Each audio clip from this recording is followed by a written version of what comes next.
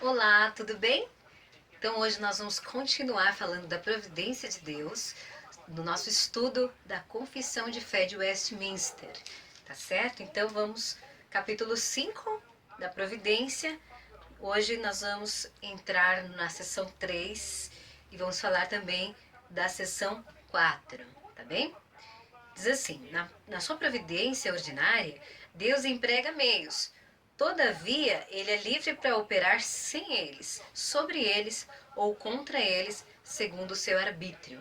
Então, nós falamos na semana passada, né, que Deus, ele faz todas as coisas, ele decreta antes da fundação do mundo todas as coisas que devem acontecer e ele faz com que essas coisas aconteçam no decorrer dos tempos e das épocas, né?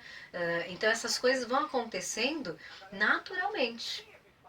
Mas aqui nós estamos vendo que Deus, na sua providência divina, ele é livre para fazer as coisas como ele quer, né? Então nós vemos que ele tem a possibilidade de fazer as coisas, né? Que aquilo que ele decretou aconteça, sem se utilizar dos meios que vão ocorrer naturalmente, né?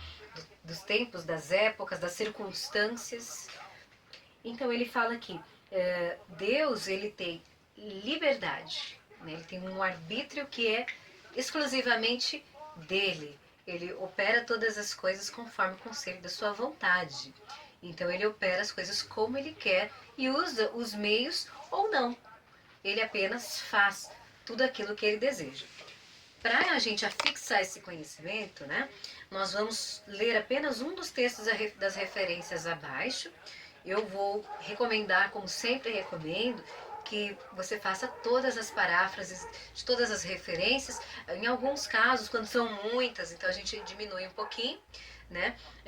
Nesse caso aqui, nós vamos também estudar a seção 4. Então, como vai ter bastante referência, para não ficar um trabalho cansativo, eu vou falar quais são as referências que eu sugiro que você faça paráfrase, as demais apenas leia, tá bom? E faça as paráfrases somente daquelas que eu vou sugerir para você, tá bem? Vamos ler Isaías 55, versículo 10, e eu vou até sugerir que a gente comece a ler do versículo 8, porque aqui é o Senhor falando através do profeta Isaías a respeito dos caminhos e dos pensamentos dele, né, dos decretos dele, da vontade dele para com a humanidade. Então ele diz assim, a partir do versículo 8, vamos lá, Isaías 55, 8 a 11, diz assim: porque os meus pensamentos não são os vossos pensamentos, nem os vossos caminhos os meus caminhos, diz o Senhor. Porque assim como os céus são mais altos do que a terra, assim são os meus caminhos mais altos do que os vossos caminhos, e os meus pensamentos mais altos do que os vossos pensamentos.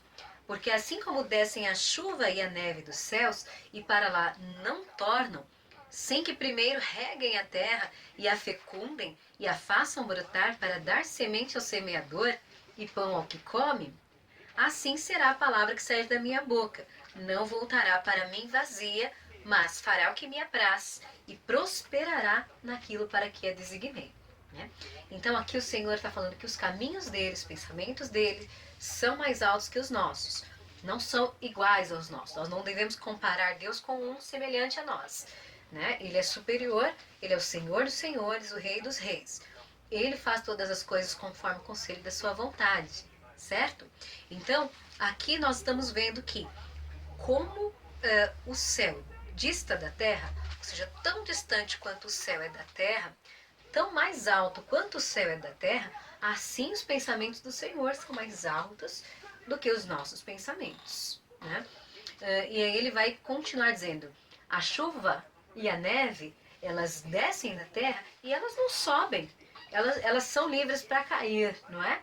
Mas elas não retornam no meio do caminho sem tocar o solo e regá-lo. E ela vai regar o solo, a água, né? Inclusive a neve, quando se dissolver, vai regar o solo e vai fecundar o solo, ou seja, vai tornar o solo fértil para que ele possa produzir semente, como ele está falando, né, ao semeador, e também pão ao que come. Ou seja, Deus faz todas as coisas com um propósito. O propósito da chuva, da neve, é cair sobre o solo, regar esse solo e torná-lo fecundo, para que ele produza frutos, né, e nos alimente por conseguinte. E ele diz que assim será a palavra que sair da boca dele. Ou seja, aquilo que Deus decreta, aquilo que Deus determina, que ele fala, não deixará de se realizar. Antes que ele fala, aqui é que vai prosperar naquilo para que o Senhor designou. Então, tudo aquilo que o Senhor decretou, que o Senhor falou, vai se cumprir, vai prosperar de acordo com o prazer dele, o bom prazer da vontade do Senhor. Certo? Então, esse texto de Isaías 55, para fixar o que nós lemos, a afirmação que nós lemos na nossa confissão de fé, na seção 3. Nós vamos ler agora a seção 4. A onipotência, a sabedoria inescrutável e a bondade infinita de Deus se manifestam de tal maneira na sua providência que esta se estende até a primeira queda e a todos os outros pecados dos anjos e dos homens. E isso não por uma mera permissão, mas por uma permissão tal que para os seus próprios e santos desígnios, sábia e poderosamente os limita, regula e governa em uma múltipla dispensação. No entanto, essa permissão é tal que a pecaminosidade dessas transgressões procede tão somente da criatura e não de Deus. Sendo santíssimo e justíssimo, ele não pode ser o autor do pecado, nem pode aprová-lo, certo? Então, o que ele está dizendo aqui?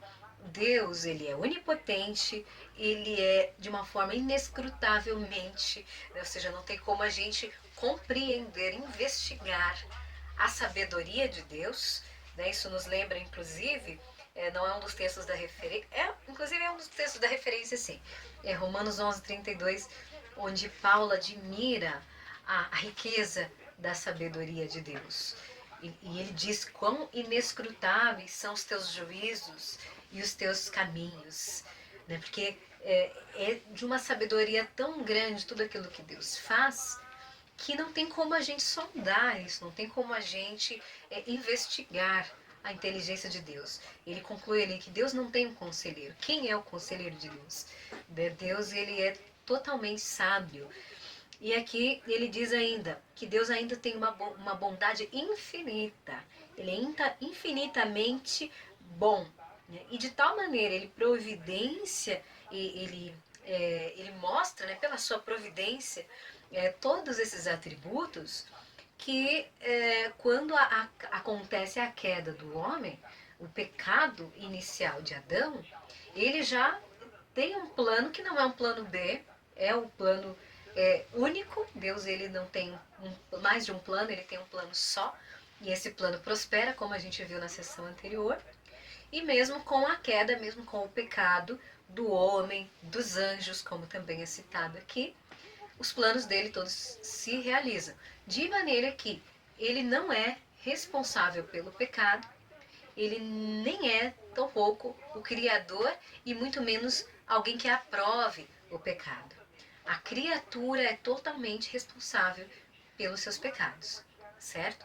Então, os pecados fizeram parte dos decretos eternos de Deus e da providência de Deus para que a gente pudesse conhecer a graça de Deus. Mas Deus não é responsável pelo pecado. E ele tem sim todo o direito de exigir obediência às leis dele, que são boas, que são perfeitas. Toda a escritura é inspirada por Deus e útil para o ensino, útil para a correção, útil para a repreensão, né, para a edificação, para a educação na justiça, para que todo homem de Deus seja perfeito e perfeitamente habilitado a toda boa obra. É o que nós vemos em 2 Timóteo 3, 16 e 17. Então, é digno, é justo que todos obedeçam à palavra de Deus. Mas a não obediência faz parte dos decretos eternos de Deus, embora ele não aprove a desobediência. mas é onde abundou o pecado que superabundou a graça, como nós vemos em Romanos 5. E nós vamos ver algumas referências, ou melhor, nós vamos ver aqui somente duas referências. Vamos ver Isaías 45, 7 e Tiago 1, 17. Nós já falamos de Romanos 11, comentamos, mas vale a pena fazer a paráfrase desse versículo aqui também. Nós vamos ler agora Isaías 45, versículo 7. Vamos lá.